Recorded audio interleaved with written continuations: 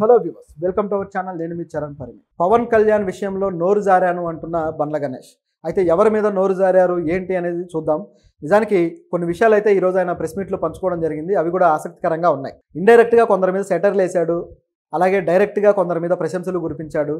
అదేవిధంగా తను గతంలో నోరు జారిన వాటికి ఇప్పుడు పశ్చాత్తాపడుతూ ఉన్నాడు. ఇట్లా రకరకాలుగా ఉంది. బండ్ల గణేష్ ఎప్పుడు మీడియా ముందుకు వచ్చినా సరే ఒక హడావుడి ఉంటుంది. ఆయన ఏది మాట్లాడినా సరే అందులో ఎంతో కొంత కాంట్రవర్సీ కంటెంట్ ఉంటుంది. అదేవిధంగా మీడియాకి కొద్దిగా సర్క్యులేట్ అవ్వడానికి అవకాశం ఉండే కంటెంట్ కూడా ఉంటుంది. ఆ విధంగా బండ్ల గణేష్ గారు వెళ్తూ ఉంటారు అనమాట.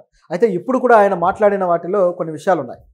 అయితే ఎందుకు మాట్లాడారు, ఎందుకు అసలు ప్రెస్ మీట్కి వచ్చారని చూస్తే, ఆయన సెప్టెంబర్ 2 పవన్ కళ్యాణ్ గారి బర్త్డే సందర్భంగా ఆయన గబ్బర్ సింగ్ సినిమాని రిలీజ్ చేయబోతున్నారు. గబ్బర్ సింగ్ వచ్చి ఇప్పటికి 10 ఏళ్ళు అయి ఉంటుందేమో, 10 ఏళ్ళు మరి 8 ఏళ్ళు అయి ఉంటుంది. నిజానికి ఆల్రెడీ ఈ సినిమాని థియేటర్లలో చూస్తూనే ఉన్నారు, తర్వాత టీవీలో చూస్తూనే ఉన్నారు, రకరకాలుగా సినిమా అవుతూనే ఉంది. ఇప్పుడు ఆ సినిమా రిలీజ్ అయితే అది కొత్త సినిమా లాగా ఇదవుతుంది తప్పితే అదేదో పాత సినిమా రిలీజ్ అయినట్టు కూడా ఉండదు. ఆ విధంగా ఉంది సినిమా పరిస్థితి. అయితే పవన్ కళ్యాణ్ ఫ్యాన్స్ ఆ సినిమా ఎప్పుడు వచ్చినా మళ్ళీ వెళ్ళడానికి సిద్ధంగా ఉన్నారు. అయితే దీనికి కూడా కొన్ని సమస్యలు ఉన్నాయి, అది కూడా మాట్లాడదాం. అయితే దీంట్లో ఈయన మాట్లాడిన దాంట్లో కొన్ని ఆసక్తికరమైన విషయాలు ఉన్నాయి. దాంట్లో మొదటిది వచ్చేసి, పవన్ కళ్యాణ్ గారు మళ్ళీ సినిమా తీయాలి, హరీష్ శంకర్ అలాగే బండ్ల గణేష్ కాంబినేషన్లో ఆయన అవకాశం ఇస్తే నేను సినిమా చేస్తా అని చెప్పేసి అన్నారు. దాంతోపాటు పవన్ కళ్యాణ్ గారు సినిమాలు చేయకుండా ఉండడం అనేది సరైంది కాదు, రాజకీయాల్లోకి వెళ్ళి మానేస్తే ఆయనకు ఏ విధంగా ఆదాయం వస్తుంది, ఆయనకు సినిమాల ద్వారానే ఆదాయం వస్తుంది కాబట్టి ఆయన సినిమాలు చేయాల్సిందే అని చెప్పేసి అన్నారు. సో దీంతోపాటు ఎన్ కన్వెన్షన్ విషయంలో కూడా, ఎన్ కన్వెన్షన్ కూల్చడం విషయంలో అభిప్రాయం ఏంటంటే, రేవంత్ రెడ్డి గారు ఆయన సోదరుడికి కూడా నోటీసులు ఇచ్చారు కూల్చడానికి, ఇక దీంట్లో చేసేదేముంది, రాజకీయాల్లో అదంతా మామూలే అని చెప్పేసి అన్నారు.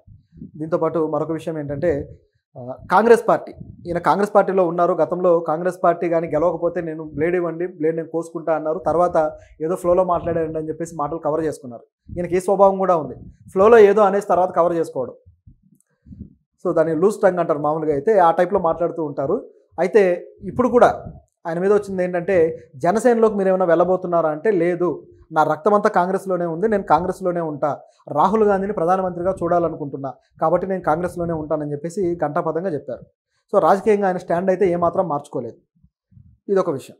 సో దీంతోపాటు పవన్ కళ్యాణ్ గారు అలాగే హరీష్ శంకర్ గారి విషయంలో సినిమా చేయడానికి ఆయన ఉత్సాహం చూపిస్తున్నాడు. ఇందులో భాగంగా హరీష్ శంకర్ గారి విషయంలో మాట్లాడారు. హరీష్ శంకర్ గారు నా దగ్గరికి వస్తే వచ్చే 25 సంవత్సరాల పాటు హరీష్ శంకరే టాలీవుడ్లో నెంబర్ 1 డైరెక్టర్ అని చెప్పేసి అన్నారు. అంటే మరి 25 ఏళ్ళ పాటు ఆయన నిలబెట్టేంత గొప్ప సినిమాలు ఈయన తీస్తాడు అని చెప్పేసి ఆయన ఒపీనియన్ కావచ్చు. లేదా ఆ సినిమాలు అంటే బండ్ల గణేష్ నిర్మిస్తాడేమో. బహుశా ఇప్పుడు గబ్బర్ సింగ్ ఎలాగైతే ఇండస్ట్రీ బ్లాక్ బస్టర్ ఇచ్చారో ఆ విధంగా వాళ్ళ కాంబినేషన్లో తీయడానికి ఆయన ప్రణాళికలు అయితే రచిస్తున్నారు. నిజానికైతే హరీష్ శంకర్ గారు గత సినిమాతో అయితే చాలా విమర్శలు ఎదుర్కొన్నారు. సినిమా బాగలేకపోవడం, ఫెయిల్ అవ్వడం అనేది ఒక ఎత్తు, లేదా కథ బాగలేకపోతే అదొక ఎత్తు, కానీ ట్రీట్మెంట్ బాగలేక, డైరెక్షన్ బాగలేక ఫెయిల్ అవ్వడం అనేది మరో ఎత్తు. ఈ సినిమా విషయంలో అది జరిగి ఆయన కాస్త ఇబ్బంది పడ్డారు. సీరియస్గా చాలా నీట్గా తీయాల్సిన సినిమా, ఆల్రెడీ రీమేక్, ఆ ఒరిజినల్ సినిమాని అందరూ చూసి మెచ్చుకున్నారు. దాన్ని ఆ ఇంటెన్సిటీ పోగొట్టి వేరే వేరే కమర్షియల్ ఎలిమెంట్స్ పెట్టి అవి కూడా సరిగ్గా కుదరక ఎటో వెళ్ళిపోయింది. పైగా సీరియస్ కంటెంట్ చెప్పే టైంకి వచ్చేసరికి ఇటువంటి విమర్శలు ఎదుర్కొన్నారు ఆ సినిమా డైరెక్టర్ హరీష్ శంకర్ గారు. ఇప్పుడు చూస్తే బండ్ల గణేష్ గారు మరి ఆయన్ని నెంబర్ 1 డైరెక్టర్ చేస్తా అని మాట్లాడడం ఆయన మీద ఉన్న నమ్మకానికి నిదర్శనం. దీంతోపాటు ఆయన ఒక విషయంలో మాత్రం ఒక వ్యక్తికి నోరు జారాను అని చెప్పేసి పశ్చాత్తాపడుతున్నారు. అదే విషయం అయ్యా అంటే, గతంలో త్రివిక్రమ్ విషయంలో బండ్ల గణేష్ గారు కొన్ని విషయాలు నోరు జారారు. అంటే జనసేనకు సంబంధించి కొందరు వ్యక్తులను దగ్గరికి రానివ్వట్లేదు పవన్ కళ్యాణ్. దీనికి కారణం త్రివిక్రమ్ గారే. త్రివిక్రమ్ గారు రాసిచ్చిన స్క్రిప్ట్ చదవడమా, లేకపోతే త్రివిక్రమ్ గారు ఏది చెబితే అదే నడుస్తుంది అక్కడ అన్నట్లుగా త్రివిక్రమ్ని కాస్త ఎక్కువగా దునుమాడే మాటలు మాట్లాడారు. అది ఇప్పుడు అడిగితే మీడియాలో, అప్పట్లో నేను ఏదో ఫ్రస్ట్రేషన్లో వేరే మూడ్లో ఉండి మాట్లాడాను, నిజానికి తీన్మార్ విషయంలో, తీన్మార్ సంబంధించి ఆయన ఆ సినిమాకి డైలాగులు రాసింది త్రివిక్రమ్ గారే. సో తీన్మార్కి సంబంధించిన విషయాల్లో త్రివిక్రమ్ గారు నాకు చాలా అండదండగా ఉన్నారు. ఆ సినిమా హిట్ అవుద్దని కూడా భావించాం, బట్ మిస్ఫైర్ అయింది, మంచి సున్నితమైన భావోద్వేగాలు దాంట్లో ఉన్నాయి. సో త్రివిక్రమ్ గారు ఆ టైంలో ఎంతో సపోర్ట్ చేశారు నాకు, కానీ ఇక్కడ ఉన్న రాజకీయ పరిస్థితుల వల్ల నేను కొద్దిగా నోరు జారాల్సి వచ్చింది అని చెప్పేసి ఆయన వ్యాఖ్యానించాడు. మరి త్రివిక్రమ్ గారికి ఫోన్ చేసి ఆ విషయాన్ని చెప్పారో లేదో తెలియదు, కానీ మీడియా ముందు ఒప్పుకోవడం మాత్రం చాలా హుందాతనం. కొంతమంది అయితే ఒప్పుకోరు, కానీ గణేష్ గారు ఒప్పుకోవడం అనేది ఆయన హుందాతనాన్ని తెలియజేస్తుంది, అది మెచ్చుకోదగిన విషయం. సో ఇదిలా ఉంటే తర్వాత పవన్ కళ్యాణ్ గారికి సంబంధించి కూడా ఆయన మరి సినిమా చేయాలని కోరుకుంటూ ఉన్నారు. మరి ఆ సినిమా వస్తే మాత్రం నిజంగా వాళ్ళ కాంబినేషన్లో చాలా బ్లాక్ బస్టర్ అయ్యే అవకాశం ఉంది. మరొక విషయం అనమాట ఇంట్రెస్టింగ్ ఉంది ఏంటంటే, ఒక వ్యాఖ్య చేశారు, అది ఇండైరెక్ట్గా ఒక వ్యక్తిని అన్నట్టుగా కనిపిస్తుంది. ఏమన్నారంటే కొంతమంది వ్యక్తుల్ని భగవంతుడు లిమిటెడ్ ఎడిషన్గా సృష్టిస్తాడు. మోదీ గారు, అలాగే చిరంజీవి గారు, అలాగే పవన్ కళ్యాణ్ గారు, ఇలాంటి వ్యక్తులు లిమిటెడ్ ఎడిషన్స్.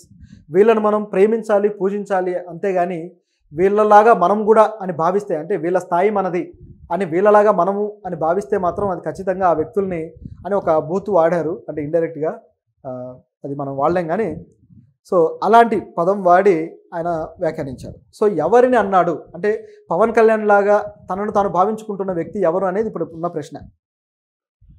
సో ఎవరికో డైరెక్ట్గా సెటైర్ అయితే వేశారనేది ఇక్కడ క్లియర్గా కనిపిస్తుంది.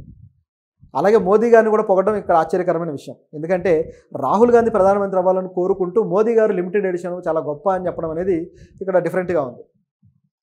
సో మరి ఆయన భావజాలం ఎటువైపు వెళ్తుందో కానీ ఈయన చెప్పిన విషయాలు అయితే చాలా ఆసక్తికరంగా ఉన్నాయి.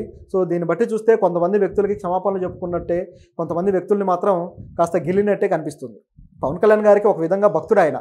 పవనేశ్వర, పవరేశ్వర అని చెప్పేసి డిఫరెంట్ పదజాలాలన్నీ క్రియేట్ చేసి మరీ స్టేజ్ల మీద మాట్లాడుతుంటారు. ఆయన మాట్లాడే పదజాలానికి పవన్ కళ్యాణ్ గారు కూడా విరగబడి నవ్వుకున్న సందర్భాలు ఉన్నాయి. సో అంతటి వ్యక్తి పూజ చేయడంలో గణేష్ గారు మాస్టర్ లాగా ఉంటారు. సరే, వాళ్ళకున్న అనుబంధం అటువంటిది.